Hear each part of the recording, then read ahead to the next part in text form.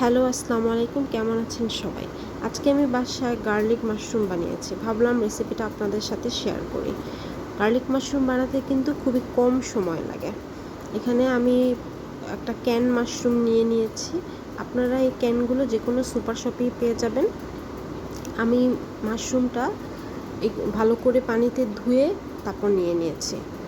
তারপরে আমি মাশরুমগুলা এরকম সাইজ করে করে কেটে নিয়েছি। মাশরুমগুলো কিন্তু লোকাল দোকানগুলোতেও পাওয়া যায়, একটু খোঁজ করলে আপনারা পেয়ে যাবেন। কার কার মাশরুম খেতে ভালো লাগে আমাকে কিন্তু জানাবেন। আর নিয়ে নিয়েছি 2 কোয়া রসুন। রসুনগুলোকে আমি এখন একদম ছোট ছোট করে কুচি করে নিব। এরকম সাইজ করে আমি রসুনগুলো কেটে নিয়েছি। গার্লিক মাশরুমে যেহেতু বাটার ইউজ করা হয়, বাটারের সাথে এই রসুনটার ফ্লেভার কিন্তু খুব হিট করে আর কি। এখানে আছে কিছু বাটার আর কিছু চিলি ফ্লেক্স। এখন আমি একটা প্যানে অল্প একটু বাটার দিয়ে নিব, অল্প না, ঠিক 2 স্পুনের মতন।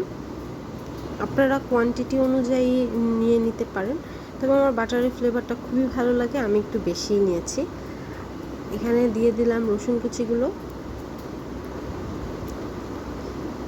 এরপরে একটু হালকা ভেজে নেব রসুনগুলো। যখন একটু গোল্ডেন কালার হয়ে আসবে তখন আমি এখানে মাশরুমগুলো দিয়ে দেব। খুবই মিডিয়াম ফ্লেমে আমি এটাকে জাল করে নিচ্ছি। কনস্ট্যান্টলি না নাড়লে কিন্তু পুড়ে যাওয়ার সম্ভাবনা আছে। এখানে আমি একটু চিলি ফ্লেক্স আর হালকা একটু লবণ দিয়ে নিচ্ছি।